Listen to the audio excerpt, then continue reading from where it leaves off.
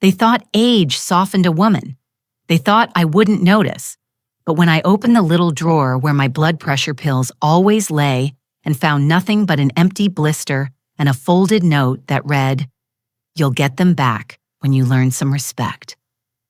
Something ancient inside me, older than my bones, older than fear, finally woke up. I stood there for a long moment holding that ridiculous note between my fingers. My name is Margaret Holloway. I am 78, and I've survived lost widowhood, 2 surgeries, the depression's echo, and the slow betrayal of my own joints. But I had never, in all those years, been told to earn the right to breathe. The house was quiet. Tom's footsteps had already faded as he left for work, and Erica's voice, sharp as a snapped twig, was drifting faintly from the kitchen. She was on the phone again. She spoke in that tone she used only when she spoke about me, a tone that carried both irritation and triumph, as if she were discussing a stubborn stain that refused to lift. No, she'll be fine. She has to learn boundaries. She can't just take her medication whenever she wants. The doctor said she should follow our schedule. Yes, exactly. This is for her own good, for my own good. People always say that when they've done something cruel and want to feel clean afterward. I stepped back from the drawer, slow and steady the way I'd learned after my fall last spring. That fall was the reason I was here in their house in this temporary arrangement Tom had insisted. Just until you get stronger, Mom. But healing had come and gone, and still I remained. Once I'd believed it was concern. Now I wasn't so sure. My fingers brushed the edge of the countertop, steadying myself as warmth pulsed at my temples. The first warning that my blood pressure was climbing. I knew my numbers. I'd learned my body the same way one learns the shifting seasons. Without those pills, the evening could end in flashing lights and a hospital bed. And yet, they had taken them. I walked toward the living room, the old carpet muffling my steps. Sunlight was spilling through the curtains. Thin, tired light that softened every edge. On the mantel were pictures of my husband Daniel smiling that gentle smile that always told me things would be all right. I looked at him now and felt the truth settle heavy in my chest. No one in this house thought of me as a person anymore. Not Tom, not Erica. Certainly not the woman on the phone declaring herself my keeper. I eased into the armchair. The quiet pressed in, thick and suffocating. My heartbeat had begun to thrum too hard, a warning drum I could not ignore. I closed my eyes, breathed, slowly counted to 4. But calm wouldn't come. Not this time. Because this wasn't forgetfulness. This wasn't a misplaced bottle or a harmless mistake. This was deliberate, a lesson, they said, to teach me respect. My eyes drifted toward the far corner of the ceiling, toward the tiny round lens Tom had installed 2 years ago for safety, back when he still pretended to care what I thought. He'd turned the cameras off last year, claiming the subscription was too expensive. What he didn't know, and what I had never told him, was that the system wasn't as dead as he believed. I still had the login. I still had the power to turn them on. I looked again at the note in my hand, a ridiculous scrap of paper. Yet it carried the weight of every small humiliation that had piled up these past months. Every snide comment, every controlled rule, every door closed a little too loudly after I entered a room. My pulse beat harder, my breath deepened, and something inside me settled, not in despair, but in clarity. If they wanted to teach me a lesson, I would let them, but not the one they expected. Slowly, deliberately, I reached for my phone, and with one quiet tap, the cameras in the house flickered back to life. The thing about falling at my age is that everyone suddenly decides you're no longer capable of deciding anything at all. When I broke my hip last spring, one careless step on wet pavement, my world shrank overnight. Doctors, nurses, social workers, all repeating the same phrase, "You shouldn't live alone for a while, Margaret." Tom had stood at the foot of my hospital bed, arms crossed, pretending concern was a heavy coat he didn't quite know how to wear. "Mom, it's safer if you stay with us," he'd said, "just until you're steady on your feet again." and I'd believed him. Or rather, I'd wanted to. I had always imagined my later years differently. My own little house with the porch Daniel built, my rose bushes, my slow mornings with the radio humming. Independence was never about pride. It was about dignity. The simple dignity of choosing when to wake, when to rest, when to sit with your own thoughts. But after the fall, everything felt fragile. I was tired, in pain, and too worn out to argue. So I let Tom drive me to their house, his house now, though not in the way he believed. A detail he'd overlooked, though the day would come when he'd understand it well. At first, it wasn't terrible. A small guest room, a window that faced the street. Erica bringing me soup, though she'd place it on the bedside table as if it might bite her. I told myself it was only temporary, that in a few months I'd be back home trimming my roses. But weeks turned into months, and small adjustments became silent confinements. It began with my mail. "We'll keep it in the kitchen so you don't have to walk so much," Tom had said, except I never saw half of it again. Then my keys disappeared. "You're not supposed to drive yet, Mom. I hadn't asked to. I only wanted to hold them, my last symbol of belonging to my own life." My walker was moved from the hallway to their closet to keep things tidy. I had to ask for it like a child asking permission to go outside. And then came the schedules. Meal times decided for me. Showers supervised my medication, placed in a little plastic organizer Erica carried like a badge of authority. "We'll manage it." She had said it's safer this way.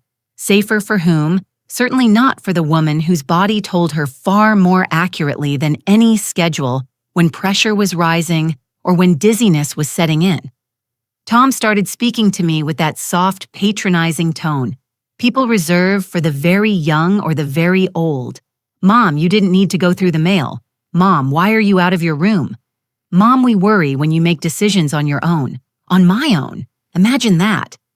At 78, a lifetime of decisions behind me, and suddenly I wasn't to make any.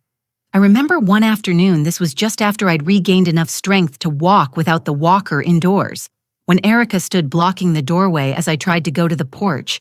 "It's too cold outside," she'd said. "It's 74 degrees, I answered. "Well, it feels cold." "Not to me," she folded her arms. "Margaret, we can't have you catching pneumonia." Tom worries. What Tom worried about, though I didn't understand it fully yet, was control slipping from his hands. And Erica. Oh, she thrived on it. Every boundary tightened, every privilege removed, fed something hungry in her. Little humiliations piled up like dust on the windowsill. Comments about the way I folded towels, about how long I sat in the bathroom, about my forgetfulness, even when I hadn't forgotten a thing. But the real shift, the moment I understood things had turned, happened the evening Tom brought home a stack of paperwork. "Mom," he'd said, setting them on the table, "we need to update some household permissions. Nothing major, just practical things, power of attorney medical decisions, financial oversight." I felt Daniel's absence like a bruise. He would have known exactly what to say. He'd always had the spine for both of us. I simply smiled, then nodded and slid the papers aside. It was too soon. I was still healing, still trusting, and trust blinds more sharply than age. When the pain in my hip eased and walking became natural again, I suggested very gently that I might return home. Tom didn't even look up from his phone. "Mom, it's not safe yet." Erica didn't bother with gentleness. "Besides, it's easier to look after you here." Look after. Such a pretty phrase for such an ugly truth. Because somewhere along the way, without my noticing, help had become ownership, and ownership had become resentment, and resentment had begun to curdle into something worse.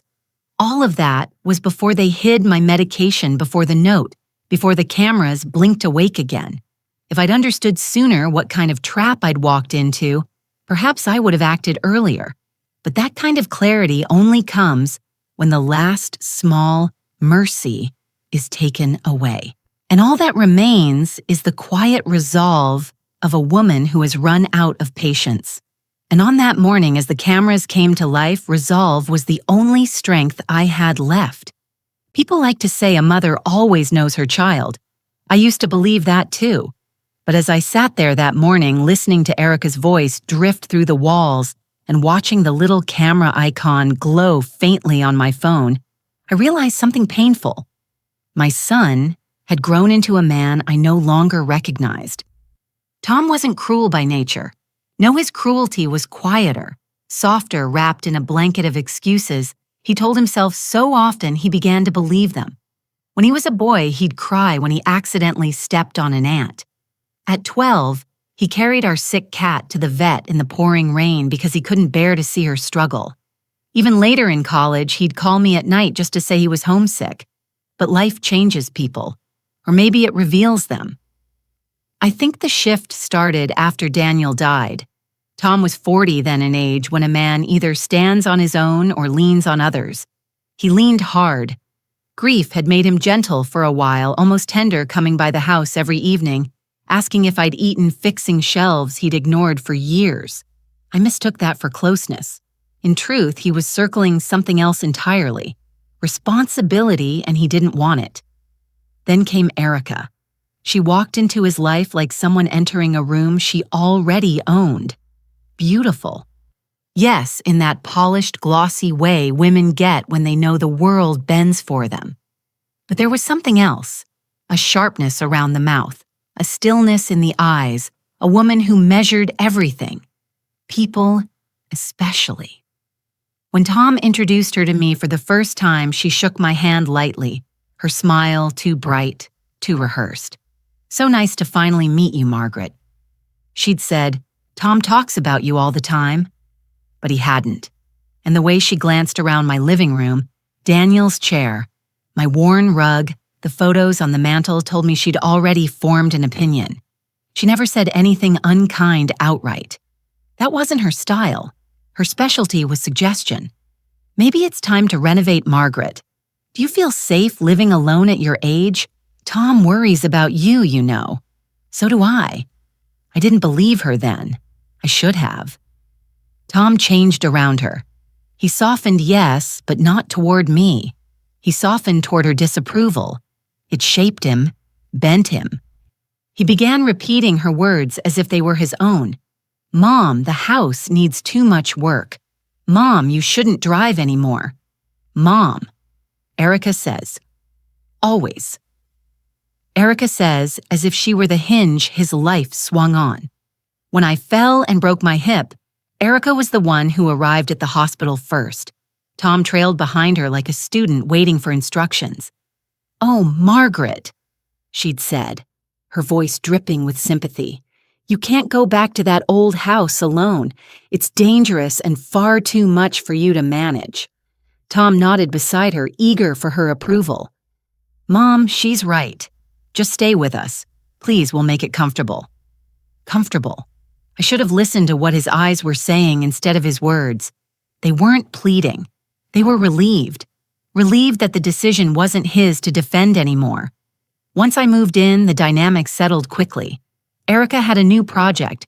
Me, a grandmother-sized burden she could dress up as care while tightening control inch by inch. Tom followed her lead without noticing. Or maybe without wanting to notice. He'd grown used to comfort. Hers, mine, anyone's. Used to being served, agreed with, smoothed over. I don't think he even realized how easily he surrendered his backbone.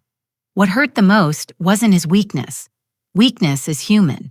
What hurt was the way he let her rewrite the story of who I was. Mom gets confused. Mom needs structure. Mom shouldn't make decisions while recovering. He said these things kindly, softly, as if they were facts. And when I pushed back even gently, his face twisted into something I'd never seen in my son before. Irritation, a flicker of shame, maybe even embarrassment, as if I were an inconvenience he desperately wished would stay quiet. I felt it most of all the night he told me in that careful voice, "Mom, don't worry about your house paperwork. Erica and I will help manage things for you. Just trust us. Trust us." People don't say that unless they doubt they deserve it. So when I turned on those cameras and saw Tom in the kitchen that morning leaning against the counter, while Erica explained why hiding my medication was necessary discipline, I didn't feel shock. I felt recognition. A son I once knew was gone. A man who wanted an easier mother had taken his place. And I knew then that whatever happened next, whatever strength I needed to find, I would face it alone. The way I'd faced everything else that mattered. If Tom was a soft erosion, slow, almost invisible, then Erica was a hammer. She didn't pretend to love me. She didn't even pretend to like me. What she did instead was far more insidious. She acted as though my presence in their home was an administrative inconvenience, a problem to be solved with scheduling rules and consequences. The first time I truly saw her without the mask was a morning in June. I'd woken earlier than usual and made my way to the kitchen for tea. She didn't hear me enter. She stood at the stove, cracking eggs into a pan, speaking on the phone in a bright tone that dimmed the moment she said my name. "I'm doing everything I can," she whispered. But she's stubborn. She insists on doing things her way at her age.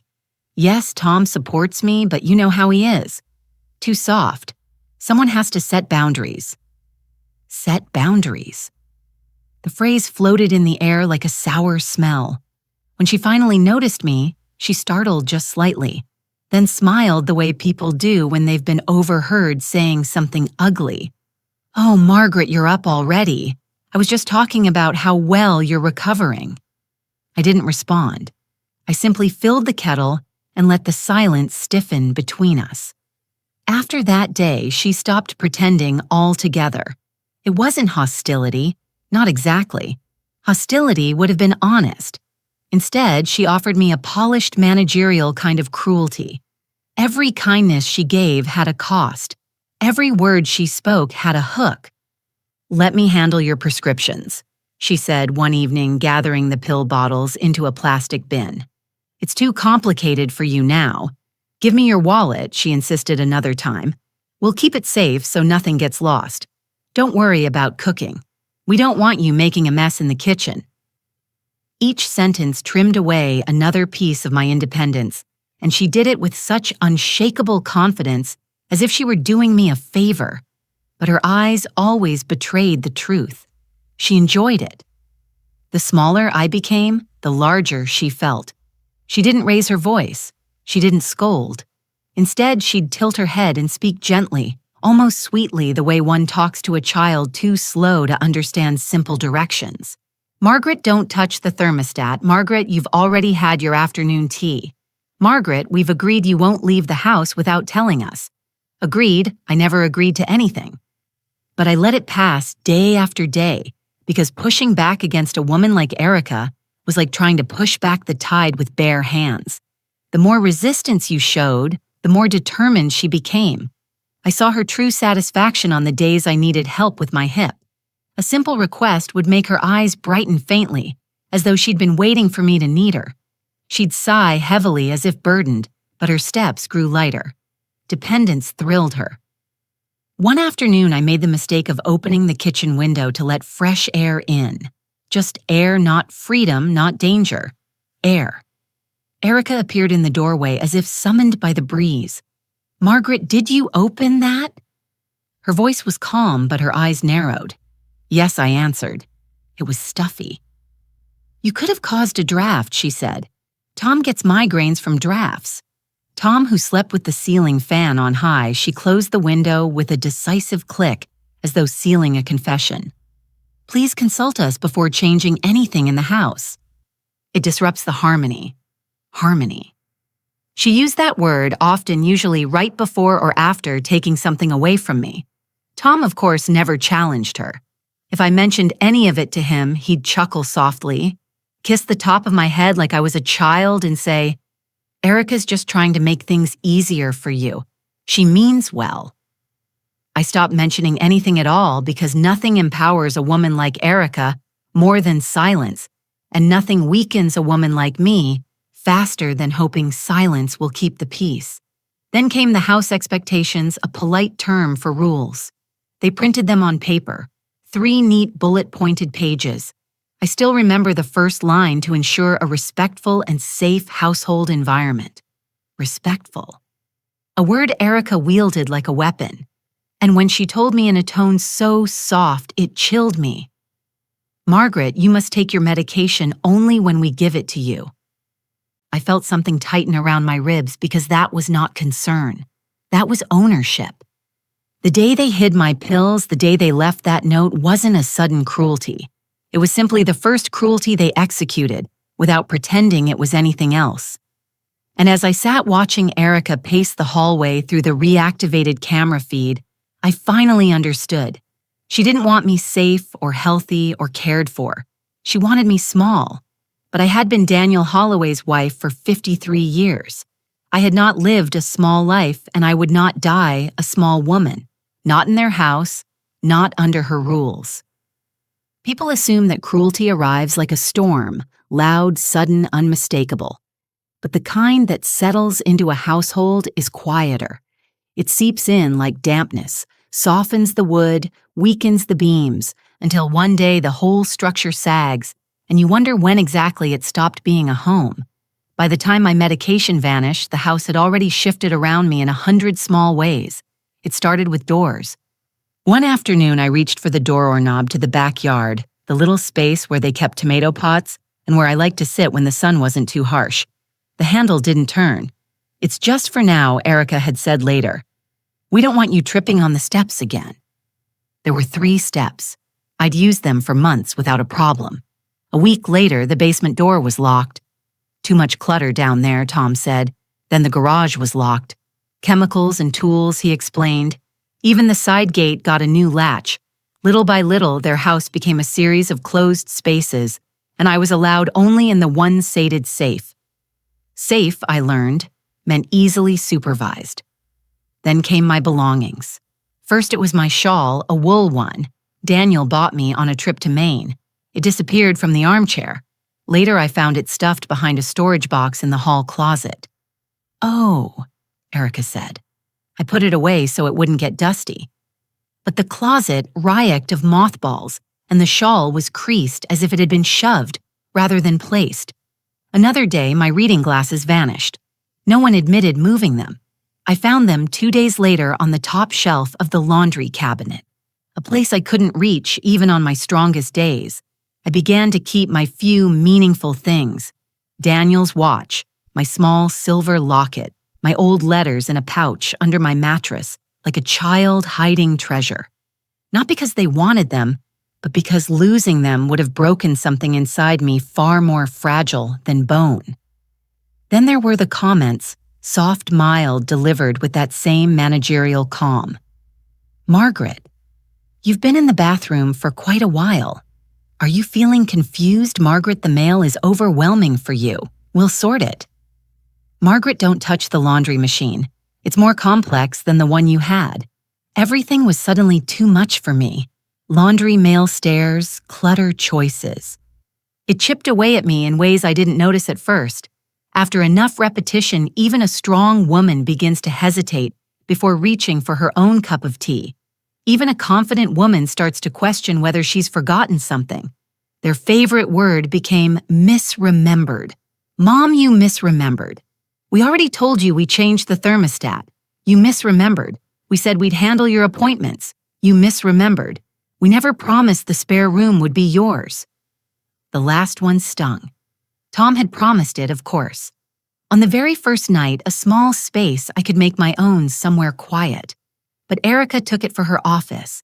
And suddenly that promise vanished into thin air or into her version of events, which she insisted were fact.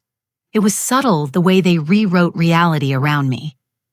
I tried once gently to point out that I did remember things, that I wasn't slipping the way they implied. Tom had exhaled the way people do when they're preparing to correct you. "Mom, you get overwhelmed. It's normal. Don't worry about trying to keep up. Don't worry." Another phrase that translated to "stop resisting." The worst moment until the pills disappeared came one afternoon when I reached for my purse to get my notebook. The purse wasn't where I'd left it. I found it later in the laundry room next to a bin of old rags. Tom moved it. Erica said, "You left it in the wrong place." No, I hadn't. But I didn't argue because by then I'd learned the rhythm of their corrections, the tightening net, the soft suggestions that I was unreliable, forgetful, dependent. That was the true cruelty, Not the lost shawl, not the locked doors, not even the missing purse. It was the effort to make me doubt my own mind, to make me small enough to manage. I didn't begin noticing the pattern all at once. It took time. A sharp word here, an unnecessary rule there. But when I look back now, I realize every step, every restriction was preparing the ground for the morning my pills disappeared, for the note for the lesson. Because people don't jump straight into taking a woman's medication, they build toward it carefully, brick by brick, until the moment they believe she is too disoriented to fight back. But they miscalculated. They forgot who I had been before the fall, before the quiet months in their house, before their rules swallowed the walls around me. They forgot I had lived a full life before either of them learned to walk. And they certainly forgot that stillness isn't weakness. Stillness is preparation. That night, the house felt different. Not louder, not darker, just wrong.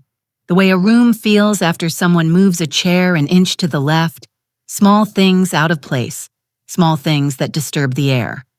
I tried to lie down, but the pillow felt too high, the sheets too tight, and my heartbeat thumped against my ribs with that slow, heavy insistence I knew too well. A rising pressure, a warning. I'd lived with hypertension for 20 years. I knew the signs. I reached for the drawer again, though I already knew it was empty. I don't know why I did that. Maybe out of habit, maybe out of hope. But the empty space greeted me like a slap. My hand trembled. Not from fear, from calculation. At 78, you learn the difference between panic and danger. Panic scatters you. Danger sharpens. I sat on the edge of the bed, breathing slow and deep, waiting for the dizziness to settle. It didn't.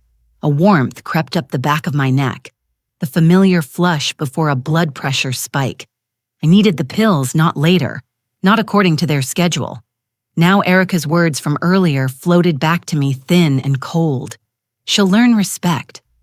Respect for whom? For what? For their convenience. For their control for a household where I'd become an obligation to be managed, rather than a woman to be cared for. The dizziness pulsed again. I pressed my hand to the mattress to steady myself. If I fainted, they'd call it confusion. If I collapsed, they'd call it fragile health. They would twist it into more rules, more control, more reasons to supervise me. I couldn't give them that.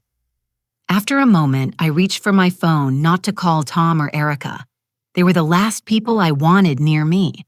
I went straight to the app I hadn't opened in almost a year. Tom had told me the subscription was canceled. He'd said the cameras were too much trouble, that no one needed surveillance in a safe home. But when I entered the password, the screen lit up with a soft blue glow, and the cameras blinked awake one by one. Living room, hallway, kitchen, stairwell silent, watchful, unbiased. And there she was, Erica, walking through the kitchen, opening drawers, rearranging things, with that brisk authority she claimed was for my benefit. Tom sat at the table, scrolling on his phone, his posture slumped, his face, drawn in that helpless expression he wore whenever her instructions became too sharp. "She'll ask for the pills tonight," Erica said. Tom didn't look up. "Maybe we should just give them back." And undo the lesson, her voice tightened. "She needs structure. She gets confused. This is for her own good." Tom hesitated. Then he nodded. I watched him, agreed, as something that could have put me in the hospital. Watched him trade my safety for domestic harmony. A part of me cracked, then quietly, like ice breaking under a thin layer of snow. I felt the dizziness again, stronger this time. My body was urging me toward fear, but my mind refused it. Instead, I memorized the timestamp on the recording.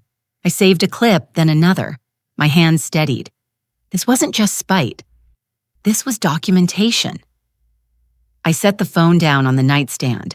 The glow of the screen cast a faint light across the room, catching the frame of Daniel's photo. He was smiling the way he always did, gently, like he was encouraging me from across a distance I no longer feared. "I know," I whispered to the empty room. "I hear you."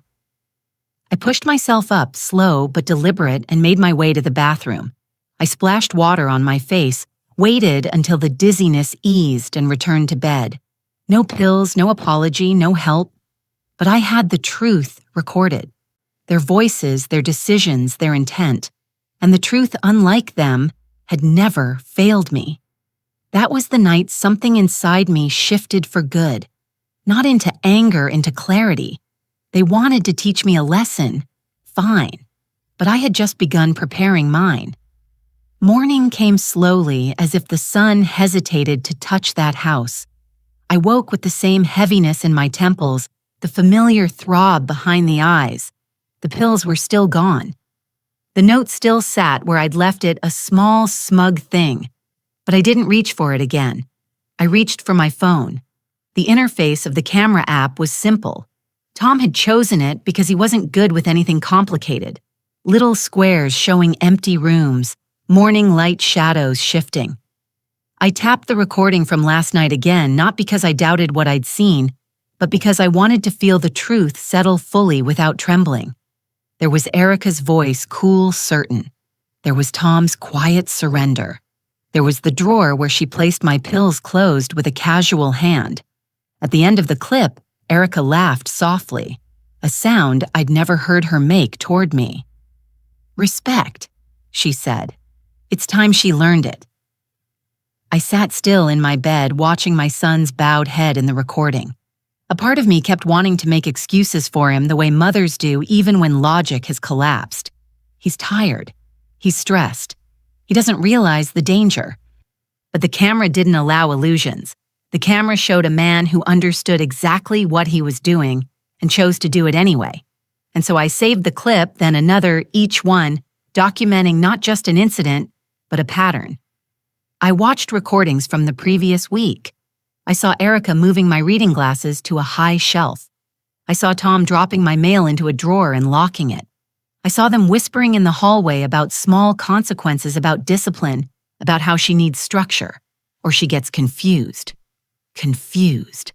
That word again. They were building a case in real time, brick by brick, and they didn't even know they were being recorded. At one point, I paused the video, staring at Tom's face. He wasn't cruel, not like her, but he was something in many ways worse. Weak. And weakness, when paired with someone like Erica, becomes a tool. My heartbeat steadied as I continued watching. I didn't cry. I didn't gasp. I didn't feel shock anymore. That emotion had burned out during the long night. This was clarity, and I welcomed it. Around 9, I heard footsteps in the hall. Erica's. Her rhythm was unmistakable, purposeful, clipped.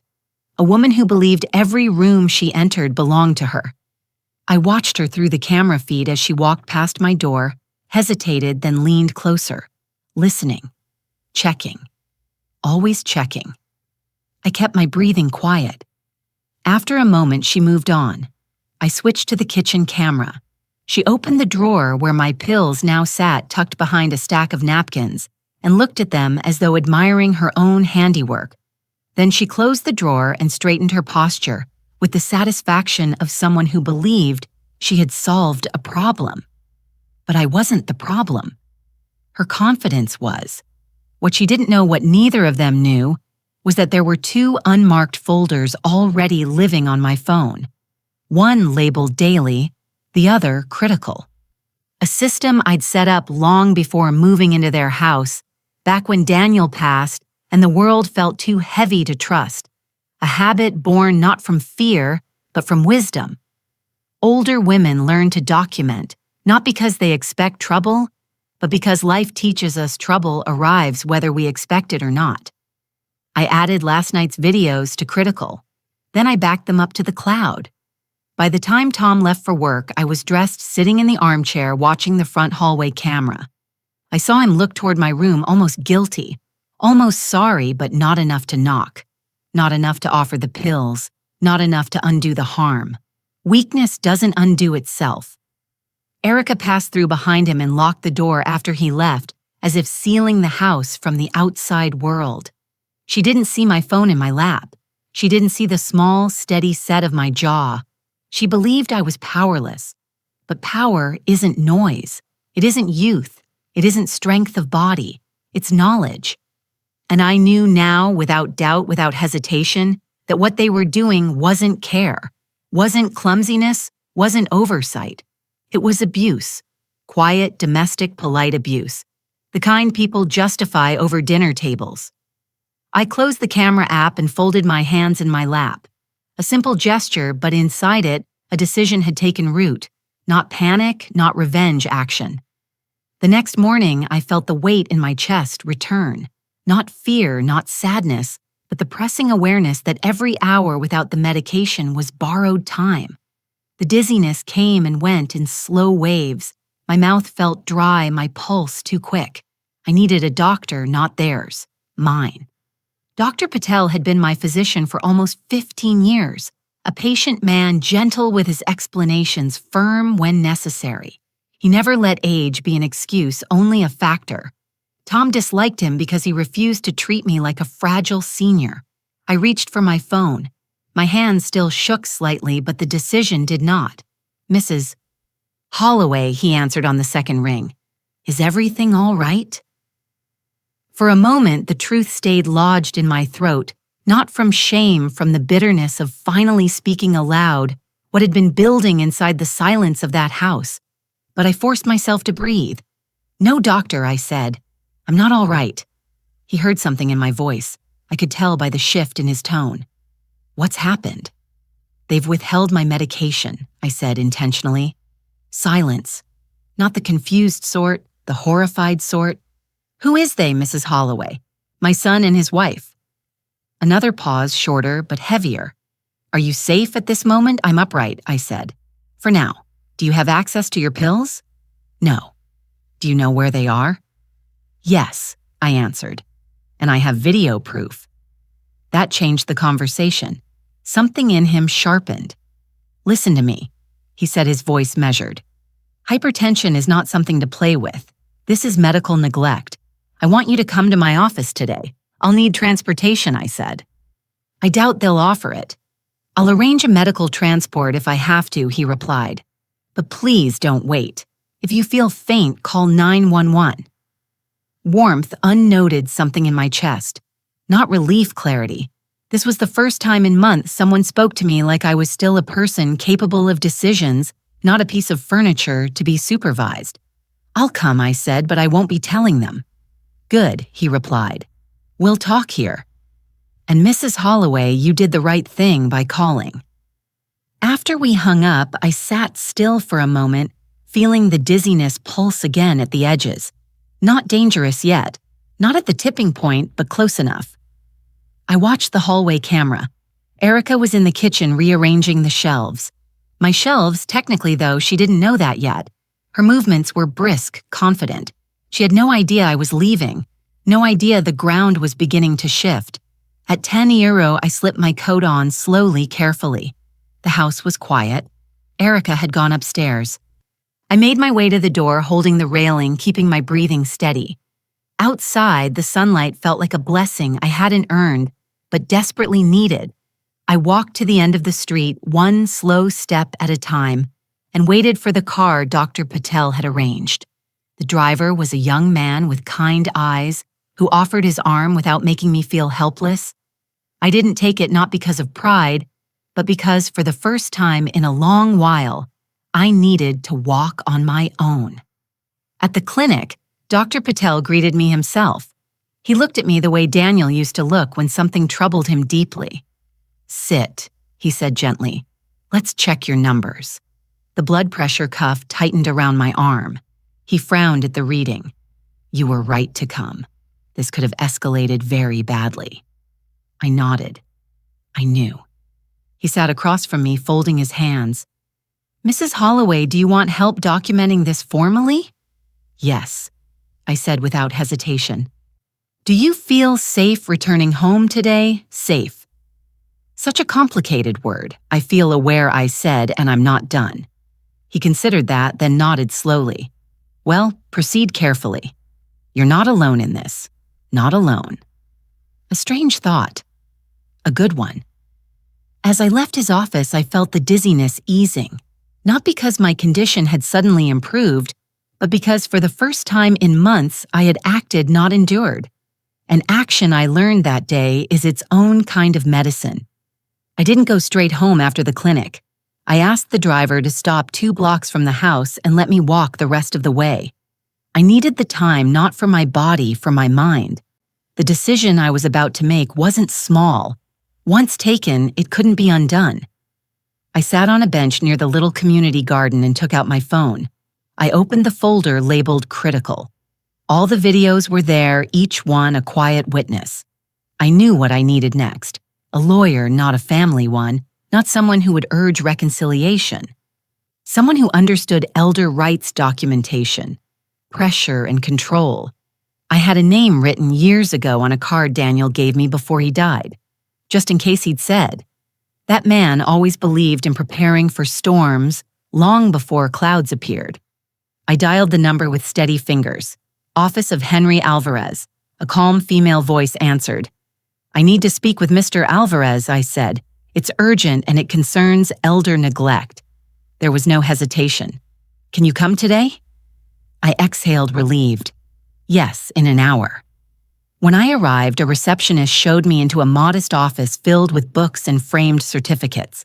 Mr. Alvarez stood as I entered, a man in his late 50s with a thoughtful expression and the kind of eyes that listen before the mouth ever speaks. "Mrs. Holloway," he said, offering his hand. "Please sit. Tell me what happened." And I did.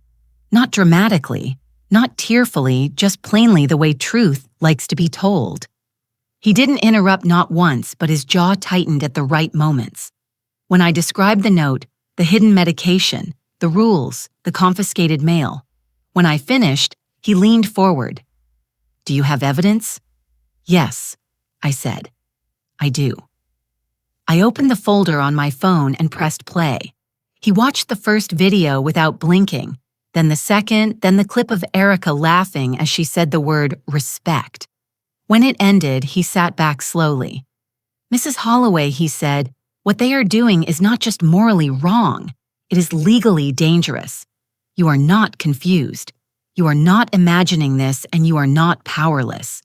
Those were the 3 sentences I hadn't realized I'd been starving for. He continued, his voice calm but firm. "You have grounds to file a complaint. You also have grounds to remove them from Decision M over your health, finances, and property, if that is what you want." "It is," I said. There was no tremor in my voice. "Good. Then we move carefully, quietly, and we prepare everything before they even suspect it's happening." I nodded. That was exactly what I needed. "What would you like to do first?" he asked. "I want to protect my assets," I said, "and I want documentation that makes their behavior impossible to deny." That he replied is my specialty. We spent the next hour going through details, dates, specific incidents, names of medical providers, my home's legal status, the recordings' timestamps. At the end, he looked at me with something like, "Respect, not pity, not concern, but respect. You are very composed, Mrs. Holloway. I've had a long life," I said, "and I've learned when silence is survival and when action is necessary." He nodded once. "We will file nothing today." He said, "First we gather, we structure, we build a case that cannot be twisted or diluted. And when that case is ready, then," he said, "we act, and they will not see it coming." As I left his office, something inside me felt lighter, not joyful. No, that feeling was still far away, but grounded strong. For months, the house had been closing around me inch by inch. But now, for the first time since I'd stepped through Tom's door, I felt the walls expand again. Not physically, but inside me. I wasn't a trapped woman. I wasn't a helpless patient. I wasn't an elderly burden in their care. I was Margaret Holloway, and I finally had a path forward. When I stepped out of Mr. Alvarez's office, I didn't go straight home. Not yet. My legs were tired, yes, but my mind was sharper than it had been in months. I knew exactly what the next step had to be. If Erica and Tom wanted control, they wanted it for one reason, above all, money. And money, especially the kind Daniel left me, has a way of attracting hands that were never meant to touch it. Before his death, Daniel had arranged our affairs with meticulous care. "I want you protected," he'd said. He never trusted convenience or good intentions or the vague warmth of promises. He trusted documents, paperwork, signatures, structure. For years, I thought he was simply trying to ease his own mind. Now I understood. He'd been trying to protect mine. I went to the bank, the same little branch on North Elm Street, where the manager still remembered Daniel's fondness for lemon candies. When I walked in, she recognized me immediately. "Mrs. Holloway," she said, coming around the counter. "Are you all right?" "You look different today." "Clear," I answered. I looked clear. She led me to her office and I explained what I needed. Not emotionally, not as a plea, but as a checklist, a review of account access, confirmation of beneficiaries, verification of the living trust. Daniel set up reinstatement of independent control over all transfers and statements. She typed quickly, her expression shifting from curiosity to something sharper. "Mrs. Holloway," she said, looking at the screen, "your son requested viewing access to your accounts last month." I felt the words settle on me like cold dust. "And was it granted?" "No," she said firmly, "because the trust lists you as the sole trustee until death or voluntary transfer. Only you may authorize access." Daniel, even now, he was still standing between me and danger. "Good," I said softly. "Let's keep it that way." We went through every document, the trust, the property deed, the retirement funds, everything in Daniel's careful handwriting preserved, witness notarized. Not a single clause allowed Tom or Erica to touch anything without my consent. "Would you like to update your successor trustee?" she asked. "Yes," I said. "I would. Who will it be, your son?" "No." I didn't hesitate. "My grandson, Matthew, Tom's boy. The only one who still called me without needing anything. A young man with a good heart, the kind Daniel would have trusted." She nodded and made the changes, sliding the papers toward me. "I'll need your signature here and here and here." I signed each line slowly, feeling not fear or spite, but stability, like bricks being laid under my feet. When the documents were done, she leaned back in her chair. "Mrs. Holloway, this was a wise decision. And just to be clear, your son has no legal authority over your health or finances, and he cannot gain it without your explicit permission." I nodded. "I'm aware, and now so are you." Before leaving, I asked her one last thing. "Could you send paper statements to my private P.O. box again? Not the house." "Of course." Paper trails evidence independence. Outside, the air felt cooler. The dizziness had eased since the doctor restarted the medication at his clinic. My steps were slow but steady. I wasn't done, not by far. But this step, this quiet reclaiming of what was mine, changed something in me. When I finally reached the house, Erica's car was in the driveway. I stood there for a moment, looking at the windows, at the curtains she'd chosen at the front door she locked so confidently. Nothing on the outside had changed, but everything inside me had. This wasn't their ground anymore. It was a battlefield I had already begun to map. And I was no longer the woman who arrived after a fall, grateful for shelter. I was the woman Daniel prepared me to be. The woman who kept records. The woman who protected her dignity. The woman who knew the law when others relied on manipulation. They believed they held the advantage. But the truth, the legal documented time-stamped truth, had already shifted in my favor, and they hadn't even noticed. Not yet. By the time I returned home that afternoon, the house no longer felt like a place I lived in. It felt like a place I was passing through, a temporary shelter with walls that believed they held me. But I knew better now. And knowledge once found doesn't slip back into ignorance. I stepped inside quietly. Erica was in the kitchen wiping the same spotless counter she had already wiped twice that morning. She looked up the moment I entered. "You were gone," she said. "Not a question, an accusation." "I stepped out," I replied, hanging my coat on the rack. "You should have told me." There was something almost comical in the way she said it, as though I were a misplaced item she'd been trying to inventory. "I didn't realize I needed permission," I said calmly. Her lips tightened.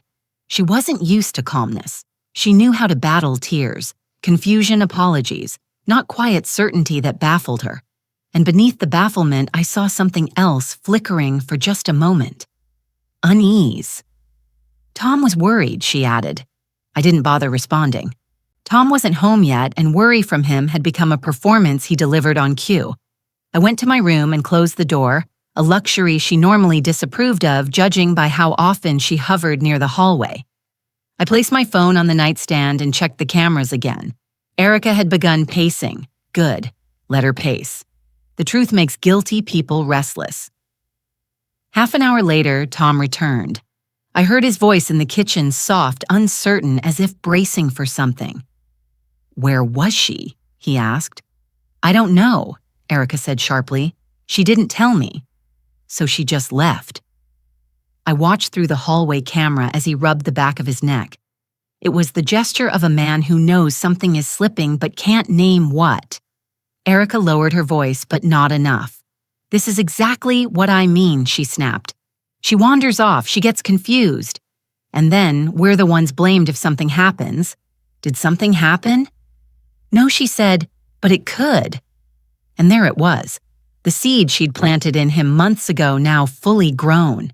If she acts independently, something is wrong with her. If she disagrees, she's confused. If she resists, she's unstable. I watched the scene unfold like a silent play. Erica pacing, Tom shrinking, both circling a story they had decided to believe because it made them feel in control. But control is fragile when built on assumption. I stepped into the kitchen quietly. Neither of them heard me at first. I went to see my doctor, I said. Erica froze. Tom turned too quickly, eyes widening. You what? Erica asked. I saw my doctor, I repeated. He's adjusting my medication plan and he documented the missing pills. Tom's mouth fell open slightly. Erica blinked once, twice the way people do when reality veers off their script. We didn't withhold anything, she said too quickly. You must have don't, I said softly. Not today. Something in my voice made her stop. She stood straighter, trying to reassess me. Tom stepped forward. Mom, we were just trying to help. No, I said. You were trying to manage me. The words landed heavier than I expected.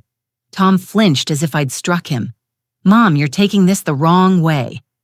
I'm taking it exactly the way it happened. The silence that followed wasn't comfortable. It wasn't peaceful. It was tight and breathless, like a sheet pulled too hard across a bed frame. Erica's voice came next, low, controlled. What did the doctor say?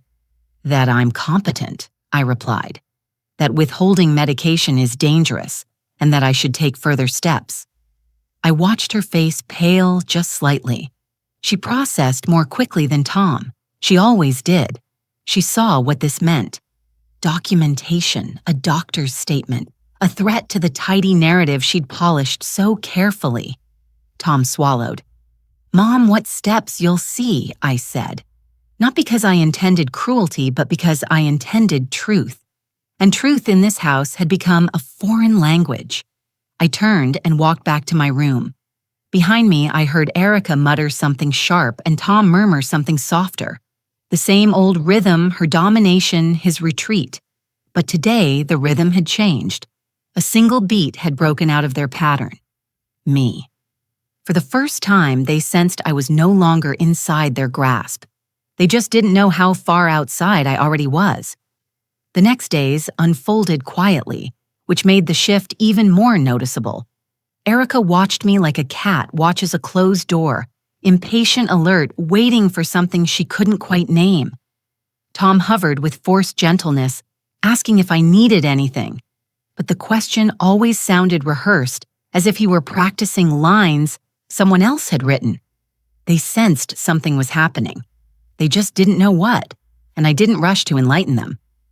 On Wednesday morning, I woke early, dressed slowly, and made tea without asking permission. A tiny gesture, but I felt Erica's eyes on my back the entire time. She stood in the doorway, arms crossed. You've been going out a lot lately, she said. I have appointments. With whom? I looked at her calmly. People who know their field. It unsettled her not because I withheld information, but because I didn't bother lying to make her comfortable.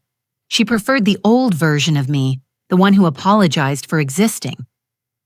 Later, Tom drove to work, but not before lingering beside my chair, shifting from foot to foot. "Mom, if something's wrong, it is," I said, "but not in the way you think." His eyes dimmed as if he already feared the answer he didn't dare ask. When the door finally shut behind him, I took out the envelope Mr. Alvarez had prepared. Inside were the documents that changed everything, a formal declaration revoking any assumed authority Tom or Erica believed they had over my health or decisions, confirmation of my grandson Matthew as my successor trustee, and most importantly, filings that revalidated my sole control over the house Daniel and I owned. The same house I had not lived in for months, the house still technically in my name alone. Tom never noticed that detail. Erica never asked. They assumed ownership is a feeling, not paperwork. By 10:00, I was at my old house, my real house, with Mr. Alvarez and a locksmith. Dust floated in the beams of sun cutting across the empty foyer. The walls looked tired, but they were mine. My footsteps echoed in the stillness, and for the first time in a year, I felt present, not monitored, not managed, alive. We changed every lock. We updated every file. We posted a notarized notice on the inside of the door to establish occupancy and legal standing. "Mrs. Holloway," Mr. Alvarez said as he handed me the new keys, "you are the only person with legal access to this property now." The metal felt warm in my palm, a simple shape, a reclaimed life. Afterward, we drove to his office where he finalized the next stage, a series of notices addressed to Tom and Erica, official, precise, unambiguous. When he read the contents aloud, I felt neither triumph nor malice, only a deep, steady relief. By law, he said, they cannot make decisions for you. They cannot manage your medication, your finances, or your movements, and they cannot claim any authority in your home. If they continue their behavior, we have sufficient evidence to pursue further action. I nodded. "Send them." "Are you sure you want to return to their house tonight?" he asked gently. "Yes," I said, one last time, because some endings must be witnessed. In the afternoon, I walked back into their home as quietly as I had walked out. Erica was in the living room flipping through a magazine. She looked up sharply. "You were gone again." "Yes," I said. "You'll receive paperwork this evening." Her magazine slipped from her hands. "Paperwork. What paperwork you'll see?" She pushed herself halfway off the couch. "Margaret, what did you do?" For the first time in a long while, I said something for myself. Tom arrived just before dinner. It took 5 minutes before his phone buzzed, then Erica's. They both checked their screens at the same time. I watched their faces shift. Confusion, then shock, then a dawning fear that settled deep. Tom looked at me pale. "Mom, what is this clarity?" I said. "No, seriously. It explains," I said calmly, "what you are no longer allowed to do and what I am no longer willing to tolerate." Erica's voice cracked. "You went to a lawyer, I did. Why didn't you talk to us first?" "I tried," I said, "for months." Silence spread between us, heavy, unbreakable. They had wanted control. They had counted on my silence. They had never imagined I might choose myself instead. And as I looked at their faces, stunned, cornered, small, I felt something unexpected. Not anger, not revenge, freedom. I spent that evening in my room, not hiding, simply waiting for the storm that never came. Tom and Erica didn't argue, didn't shout. They whispered in tight, frantic bursts behind their closed door. Their voices too low to understand, but too sharp to mistake. Fear changes tone. I recognized it instantly. They kept glancing at me through the hallway as if expecting a confrontation, but I had no reason to confront them anymore. Everything that needed to be said was already printed on official letterhead and delivered to their inboxes. By 9:00, the house had gone quiet. Not the peaceful kind of quiet, the suspended kind where people hold their breath because they don't know what tomorrow looks like.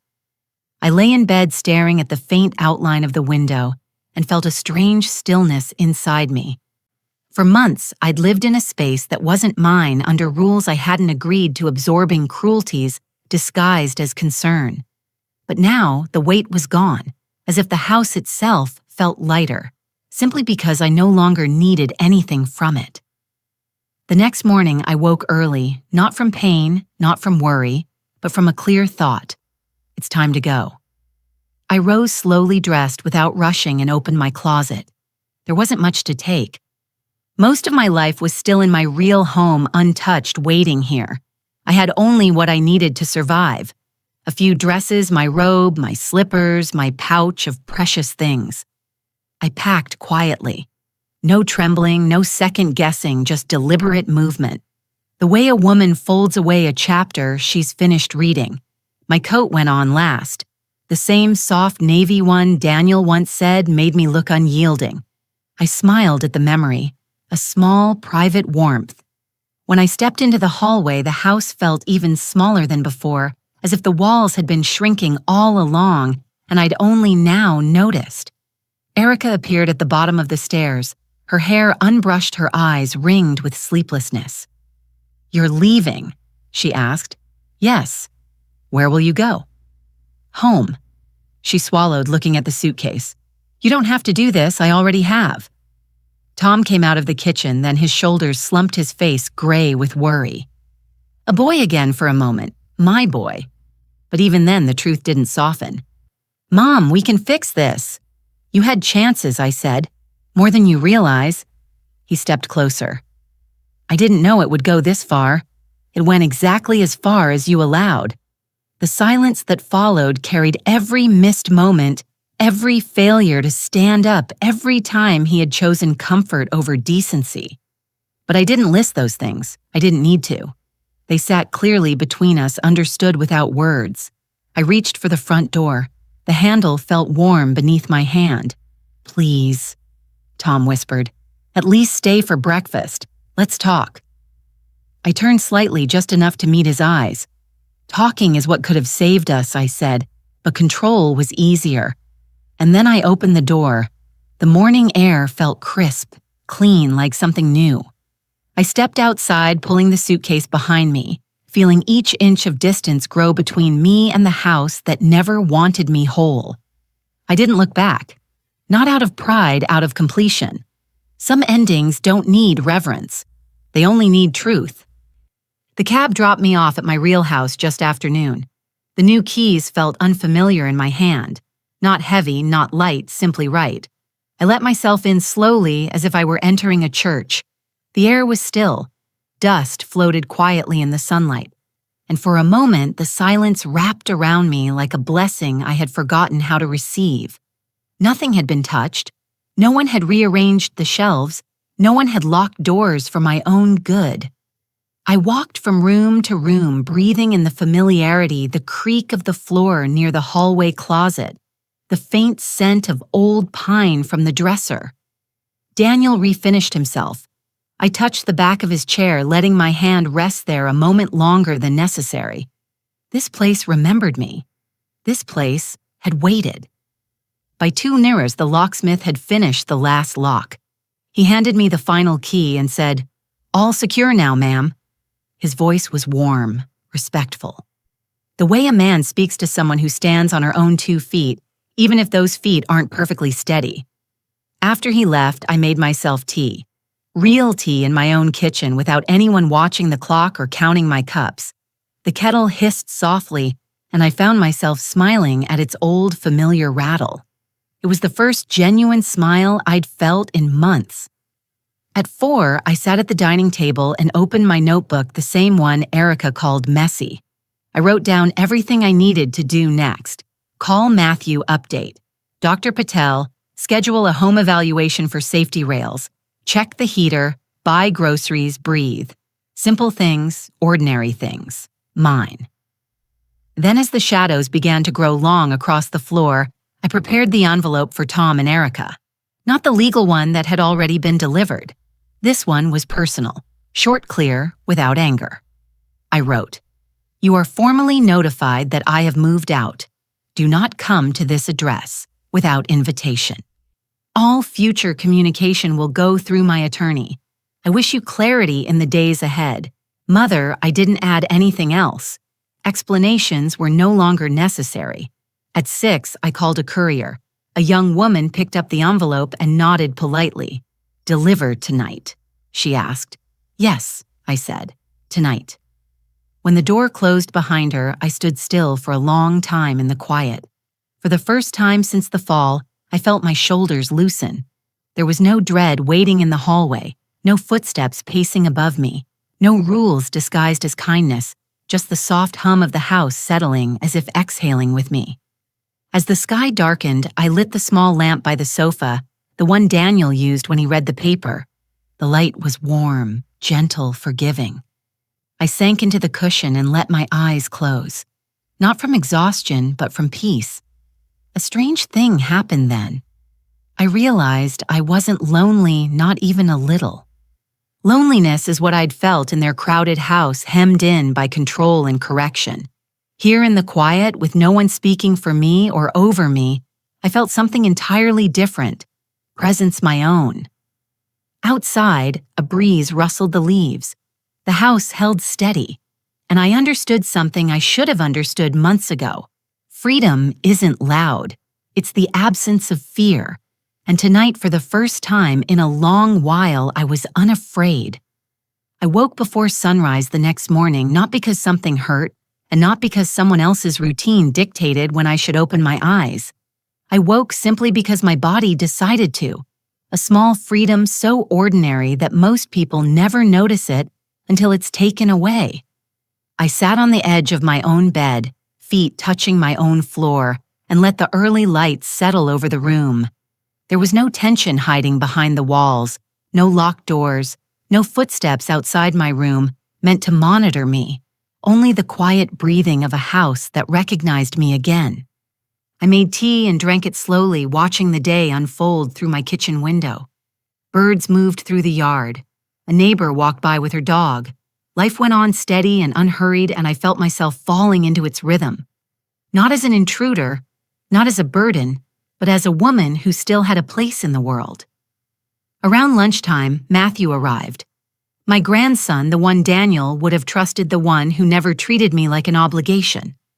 When he saw me standing strong on my porch, his eyes tightened with worry and relief. "Grandma," he said, "I got your message. Are you okay?" "I am now."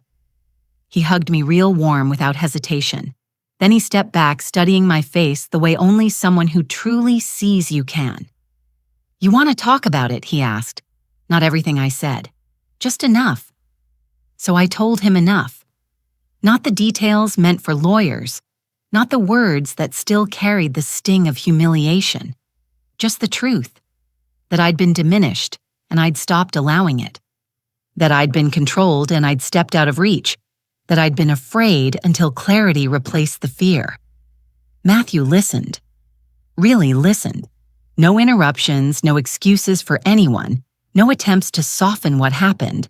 And when I finished, he nodded once, slow and deliberate. "I'm proud of you," he said. It had been so long since I'd heard that from anyone that my breath caught. But it didn't break me. It steadied me.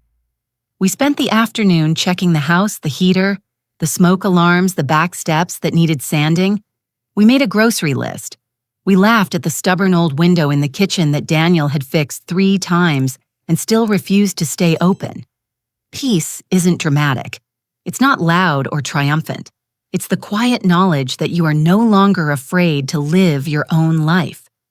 When Matthew left in the evening, the house didn't feel empty. It felt lived in. Mine again.